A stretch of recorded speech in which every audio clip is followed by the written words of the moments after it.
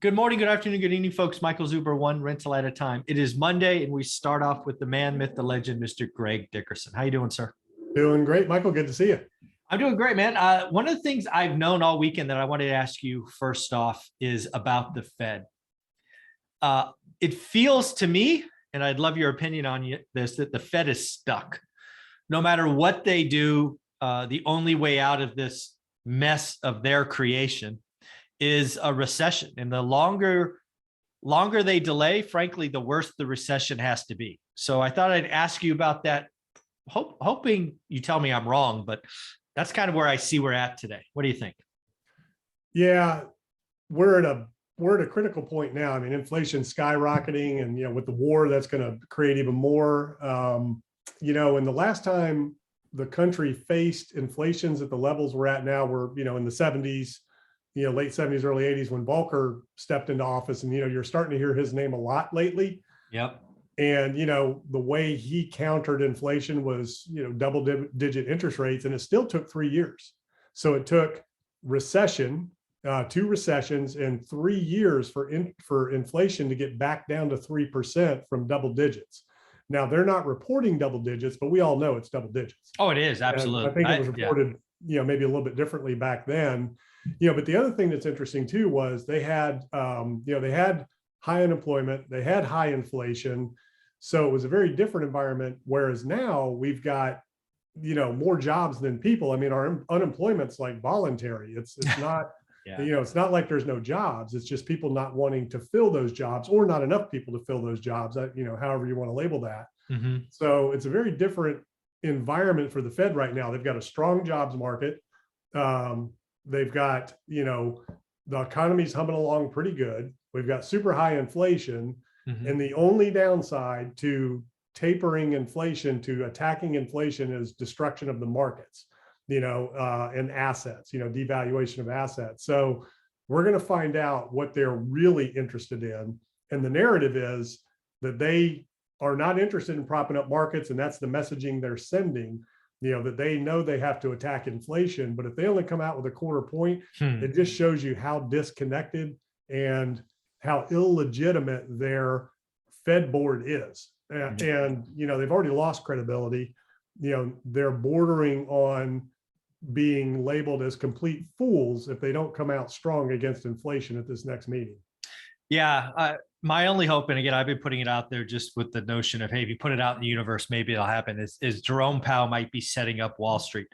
Quarter point, and then bam, Wednesday comes a half. If he does that, he's basically telling Wall Street, I'm in charge, not you. Get ready for more pain. And that is certainly my hope, but at this point, it's a hope, right? Every fiber of my being says that he's going to wimp out and only do a quarter. Yeah. And, the problem is they're all academics. They're all, economists. They've all got it wrong because they're trying to rely on textbook definitions and examples and information on how to handle these things. And there is no textbook example. This is a very different thing that they've experienced at any other time. Credit markets are at risk. There's other things out there that the Fed isn't really looking at or thinking about, I don't think, based on what I'm seeing. If they're just thinking about a quarter point, that's not going to do anything for demand, from the demand side. It's not going to do anything in terms of slowing inflation. And like I said, even if you went to double-digit rates right out of the gate and just came out with 100 basis points and just kept going, it's still going to take several years to get inflation under control. And what is the end result of that? Like you said, are they going to make it, if they wait, is it going to get worse later? What gets worse later is the impact inflation has, not necessarily the damage that they could do if they get more aggressive later. Yeah, it's kind of a compounding, really. Yeah, so I think it'll be more damaging. So obviously they come out strong. That's going to damage asset values across the board, everything. Mm-hmm. So if they wait and kick the can down the road, what happens is the economy gets worse, the recession gets worse, then they have to come out and act. Then you destroy asset value. So you've got the perfect storm at that point. So I think anybody who's watching this and understanding what's really going on at the consumer level knows, look, you got to take down the markets now to fight inflation. You just got to let them work themselves out, and they'll revert back to mean. It's not like you're going to completely lose. Yeah, they don't go to value. zero. Yeah. Yeah, they won't go to zero. I mean, there's so much capital out there waiting for that opportunity. Markets will hold themselves up. Sure, they'll deflate, and there are a lot of them already getting back to that, a lot of them are below March 2020 lows. Yeah. A lot of the tech stocks, which arguably is where they should be. The only reason they went to where they went was because, zero risk environment, zero interest rate, policy, and the values of the assets that are out there in the markets right now are, have just been ridiculous. Yeah. So I don't feel better. Thank you for that. Yeah. So I really do. I think the Fed is trapped. I think they're a year late, certainly 9 months late. The party's over. Everybody's drunk. You told them to go home. They're not going home. So now you got to call the cops. And I've done a lot of study about Arthur Burns and Paul Volcker, kind of that transition in the late 70s to the early 80s. And Jerome Powell is repeating Arthur Burns' playbook almost word for word. It's comical, which is really sad because Powell's a smart guy, right? I think he has a law degree or something. He's not stupid, but he's not using the same textbook. That's the problem. The textbook hasn't been updated or rewritten for the times that we're in now. It doesn't apply. Yeah. And Powell sat there before the committee that he testified, a week ago, and he said that. He said, well, when you open the textbook, it says when X happens, do Y. And he said that's what we've been doing. But unfortunately, the textbook definition is no longer, I mean, he said it right there in the committee, what they're doing. So when you have that kind of a non-business entrepreneurial mindset, right? They're relying on textbook definitions and strategies that just don't apply to the current situation we're in. Yeah. Powell, put away Arthur Burns' textbook. Stop reading the highlighted sections. It doesn't work. Pull up Paul Volcker's. And really the Fed, for the first time in my lifetime, or at least my adult lifetime, needs to be the adult in the room. For too long, they've been that teenager who snuck alcohol into the punch bowl and just watched everybody get drunk. Bailed out Wall Street. It's over. If they don't do it now, and I'm talking Wednesday at 2 or 2:30, he doesn't come out with a half a point and basically stand there chest out saying, I'm in charge or we're in charge. The price is only going to get steeper. It's going to be paid with interest. And I don't think any of us are going to enjoy it. So Wednesday is a big day, I think. Yeah, it's a pivotal day. And it's again, the Fed, they've already lost credibility. So the question is, can they regain any of it back? Or are they going to just, make themselves look completely clueless? Credibility is already gone. Next is just clueless and foolish. And it's not everybody. There's other people on the board that are like, look, we need to tackle this because it's going to be a big problem. And he's still of the opinion that at the last testimony before the war broke out was that, a lot of this was going to taper off by the end of the year. And we're going to see some continuing inflation and all that kind of stuff. But it's not going to taper off. And, like we talked about before, demand destruction is the only way to control it. Recession, you have to put the country in a recession to control it. It's the only way you can really do it. He's trying to do this soft landing thing. And, inflation is just too out of control to land it softly without damaging markets and assets. Although the question is, can they raise rates and also, continue some form of QE if markets start to destabilize? Do you have to drop rates and do QE to stabilize markets? And I think at this point, you could raise rates, but then still continue to support markets through some sort of QE. Maybe, maybe there's a balance there. So we might see them reverse course on QE. Yeah. I'm actually of the opinion there's two choices, because it's not going to be zero and it's not going to be 3/4, right? So it's going to be a quarter or a half. And my suspicion, if he goes a quarter, is that he will be fired or replaced by the end of the year, because inflation is not going to get any better. I don't know if you saw it this morning, but China's shutting down their electronics or technology hub. So supply chains are going to get worse. Food prices are about to go crazy. United Nations thinks that food, wheat, grain, corn, wheat, rice, corn could go up 22% around the world. Oil and gas is already up. And CPI could legitimately be, even in their doctored BS numbers, be over 10% come April or May, which means it's probably 18 or 19%. And again, what did Paul Volcker teach us? He goes, if you want to beat inflation that's entrenched, you have to take the Fed funds rate 200 or 300 basis points above the inflation rate. That Key word is right there is crazy. entrenched. The Fed consensus, not every member, but the consensus is it's not entrenched. The consensus is it's still temporary. They're not using transitory, but they're saying, hey, it'll taper off by the end of the year, pre-war breakout, which means transitory.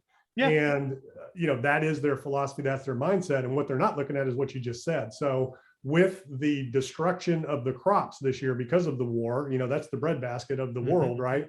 Yep. So there's also fertilizer issues as well and lack of supply. Yep. So you can't cultivate new crops. So we're going to miss a whole cycle. What are all these crops used for? They're not all used for just bread and things like that. They're also used to feed, cattle and, hogs and things like that. They're raising feed for, other food supply sources. So, you're going to feel that supply shock on all levels when it comes to the food supply around the world. Which is a big issue. So yeah, it's not going anywhere anytime soon. And like I said, it takes several years to bring it back down, even when you come out of the gates like Volcker did. It took 3 years. Yeah, it took 2 recessions. It had a shorter recession, I think, at 81, and then a much longer one in 83. So yeah, and it took 3 years just to get the inflation rate down, not to completely recover economically, just to get the rate of inflation down. And again, what a lot of people don't realize, inflation, what's the big deal? That creates a lot of demand destruction. So, as rates go up, it affects people's ability to borrow, credit markets tighten, companies pull back, consumers quit spending, and that's just all a trickle down. Eventually, that generally leads to, unemployment, high unemployment. We're in a very different environment right now where that's not the issue. Yeah, I don't know. I want to play with that one a little bit because yes, you're absolutely right when you look at the numbers, even the headline numbers, but you and I both know there's a lot of zombie companies who are still in business, which means they still have employees because they could borrow essentially at zero. I think there's a lot, just like it's like the .com era all over again, just with a different name. I think there's, I don't know, pick a number, 10% of companies, 5% of companies that if borrowing costs went to 3, 4, 5%, they would just cease to exist. Cash flow would tighten up. They couldn't pay their debt. Bingo, bango, bankrupt, and everybody's laid off. Look at what happened at Better.com, right? Better.com was a mortgage broker who was getting ready to go IPO via SPAC. Interest rates went up, arguably a little. And now they've had to lay off almost 4,000 people. I think there's tons of companies that will be laying off people if rates go up, which would take the unemployment, which was last reported 3.8 to something significantly higher. What do you think of that? That's a potential. I can see that and I can understand that. It's just such an interesting time right now because there are so many jobs that, people aren't taking, but there are people that are starting to go back to work because of the markets being down, especially stocks and crypto retail investors that just can't make any money in a bear market, having to go back to work. Inflation's causing a lot of people to rethink their employment situation and driving. I mean, look at Tom Brady. He's going back to work. I was going to say that. Yeah, inflation is so bad. Tom Brady has to go back to work. That's right. He started looking at it and he's like, wait a minute. Damn, Giselle, you're expensive. Yeah, well, he must have got one heck of a deal, I bet. But anyways, it's real. It's affecting people's behavior already, and it's going to continue to affect it. But yeah, it's really interesting because it's just such a different dynamic now because of that employment situation. Because right now it's not a problem. There's still way too many jobs, not enough workers, and that will also affect wages. So if it goes the other way, and unemployment becomes a problem and there's more people than there are jobs, then that whole wage equation flips, and that's when the whole cycle starts to reverse. And again, it takes years for that kind of stuff to work through the system, especially given the Fed that we have, because they're not going to come out of the gate with anything like a Volcker moment. Like you said, if they come out with half a point, even that's kind of not taking it serious at this point. Yeah. If a half a point, I have hope. Right. And in basic, for me, it's going to be not only the half a point, but it's the message he delivers 30 minutes later. And if the message is basically, I'm going to paraphrase, Wall Street, we're in charge. You're not. We're not going to bail you out for your over leveraged positions. You're going to lose some money. Sorry. We're going to take care of everybody else. I'm going to be pretty happy. I don't think that's going to happen, but damn it, I wish it would happen. And if the results are, they start coming out super strong and the markets just completely collapse and we go back to a March 2020 type event or a 2008-9 type of a capitulation, they probably will reverse course and say, okay, we're going to, we do it all over again. But, at some point, you have to ignore it and just let the dust settle chips fall where they fall, because, you can't continue to hurt the consumer, because that's what drives the pony. Yeah. The economy is built on the consumer, 68, 67 and a half, whatever you want to call it, percent. And right now the consumer is they're being hurt from every angle. And that's where you go from, recession to depression, because if you don't control inflation and it puts such a clamp on people that it just destroys demand to the degree that, like you said, companies now have to start shutting down because they're not, at least the companies that aren't profitable are still selling stuff. But if all of a sudden the non-profitable companies that have been propped up through zero interest rate, QE, now aren't selling on top of that, well, then they're done. Then they're just gone. Yep. And, that's when you start to have a real problem. And, at that point, I'm not sure the Fed can do anything, because they certainly can't create jobs. The other mandate is full employment. Yeah. The other mandate is stable prices. And, they've failed on both fronts. Yeah. So I think the Fed has waited too long. They're stuck. I think there's pain ahead. The question is, do we have, I really do think, is it a little pain, meaning shallow and relatively short, or does it become deep, very painful and potentially very long? I think those are the two options. Neither one of them are going to be thought of as great options, but I think one is clearly worse than the other. But we'll see on Wednesday. Greg, how can people follow you? Yeah, gregdickerson.com. All my social media links are there, YouTube channel, all that. Go check it out. Thank you, buddy.